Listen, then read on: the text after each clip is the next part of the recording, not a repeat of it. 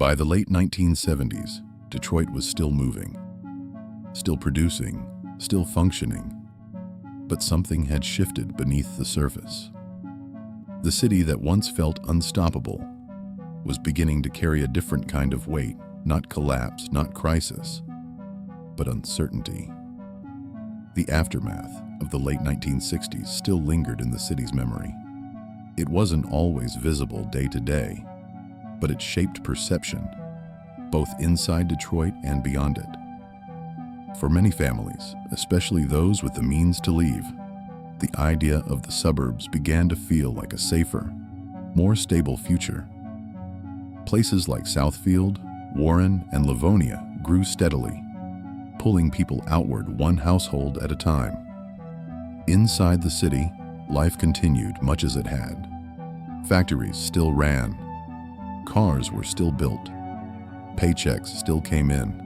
But the confidence that once defined Detroit, that quiet belief that the auto industry would always hold, was beginning to weaken. The system still worked, but fewer people believed it was permanent. Neighborhoods started to feel the early signs of change. Some blocks remained stable, others began to thin. Familiar faces moved away. Storefronts closed a little earlier. The shifts were subtle, almost easy to ignore, but they were there. Detroit entered the 1980s not as a city in collapse, but as a city at a tipping point.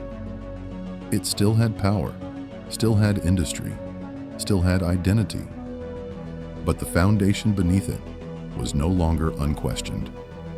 For the first time in generations, the future didn't feel guaranteed. In the 1980s, Detroit's foundation began to feel the strain where it mattered most, inside the factories. The auto industry that had powered the city for decades was no longer untouchable. The change didn't come all at once. It came through pressure, competition, and quiet shifts that slowly rewrote what work in Detroit looked like. Foreign automakers, especially from Japan, entered the market with smaller, more fuel-efficient cars that matched the moment. The oil crises of the 1970s had changed what Americans wanted to drive, and Detroit's traditional strength, large, powerful vehicles, no longer aligned with demand in the same way.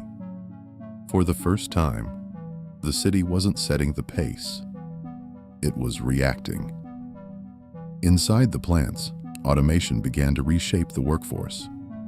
Machines replaced tasks that once required entire crews. Production became more efficient, but it required fewer hands. What had once been a path to stable, long-term employment started to narrow.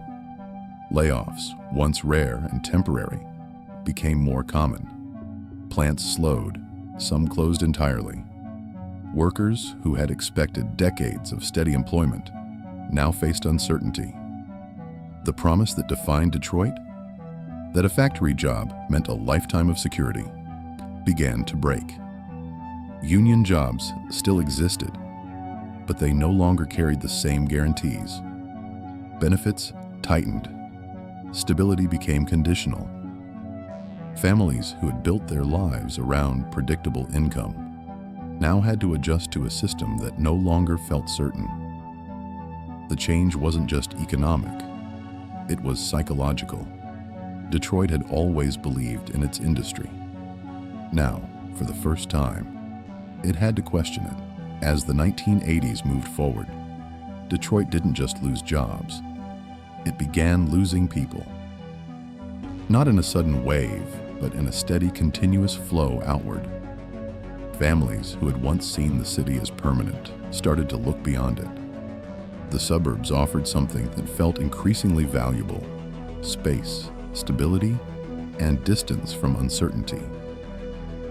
Places like Southfield, Warren, and Livonia grew as Detroit thinned. What had once been a natural extension of the city became an alternative to it. Those who could leave often did, taking with them not just households, but income, businesses, and long-standing community ties. Inside Detroit, the effects became visible block by block. Homes were left behind. Some were sold, others abandoned. Neighborhoods that had once been dense and tightly connected began to feel fragmented. A full street could become half full, then less. The rhythm of everyday life, neighbors, local stores, schools, started to weaken as the population declined. The city's tax base shrank alongside its population. With fewer residents and businesses contributing, services became harder to maintain. Schools struggled. Infrastructure aged without repair. What had once been stable systems began to feel strained. At the same time, racial and economic divides deepened. Opportunities became uneven, and movement out of the city wasn't equally accessible to everyone. The result was a Detroit that felt increasingly divided, not just geographically, but socially and economically. By the late 1980s, the shift was undeniable. Detroit was no longer a dense, unified industrial city. It was becoming something more scattered, more uneven, a place where stability depended on where you stood.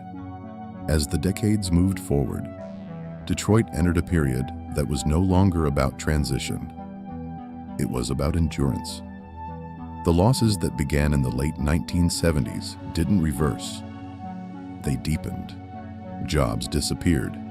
Neighborhoods thinned further. And the systems that once supported daily life struggled to keep pace with a shrinking city. Unemployment rose, and with it came a new kind of pressure on families and communities. Work that had once been stable became uncertain or unavailable altogether. Poverty increased. For many residents, survival replaced stability as the central focus of life. National attention shifted toward Detroit, but not in the way it once had. The city became a symbol, not of industrial power, but of urban decline. Crime, in particular, became a defining narrative. Headlines focused on violence and hardship, often reducing the complexity of the city to a single story. Downtown changed as well. Major retailers left. Office spaces emptied. Streets that had once held steady foot traffic became quieter. Entire blocks across the city fell into disrepair, with vacant homes and abandoned buildings becoming part of the landscape. What had once been dense and active now felt open in a different way, not by design, but by absence. And yet, Detroit did not disappear. The people who remained adapted, communities reorganized. Informal networks replaced systems that had broken down. Life continued, but it required a different kind of resilience, one built on adjustment rather than expectation. During this period, Detroit faced more than economic decline. It faced an identity crisis. The city that had defined itself through industry now had to exist without the certainty that industry once provided. The question was no longer how to grow, but how to endure. By the early 2000s, Detroit was no longer in gradual decline. It had reached a breaking point. Decades of population loss, job cuts, and shrinking resources had pushed the city into a position few could have imagined during its industrial peak. The systems that once supported millions were now trying to function with far less. The 2008 financial crisis accelerated everything. The auto industry, already weakened, faced near collapse. The federal bailout kept it alive, but it didn't restore what had been lost. Jobs didn't return in the same numbers. Stability didn't reappear. The foundation had changed too much. In 2013, Detroit filed for bankruptcy, the largest municipal bankruptcy in U.S. history. It marked a formal acknowledgement of what had been building for decades. The city that once symbolized American industrial strength had reached its lowest point. And yet, even in that moment, a different phase began. Investment slowly returned, especially in downtown and select neighborhoods.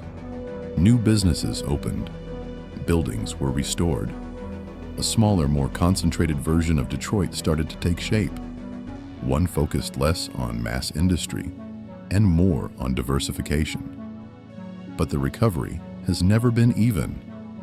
Some areas have seen growth and renewal, while others continue to struggle with the same challenges that emerged decades earlier. The city today exists as a contrast. Signs of revival, alongside reminders of what was lost. Detroit is no longer the industrial giant it once was, but it is still defining itself. Not through the certainty it once had, but through adaptation, through rebuilding, through persistence. If this story resonated with you, like the video and subscribe for more deep dives into American cities, their rise, their fall, and what they've become today. And let me know in the comments, what city should we explore next?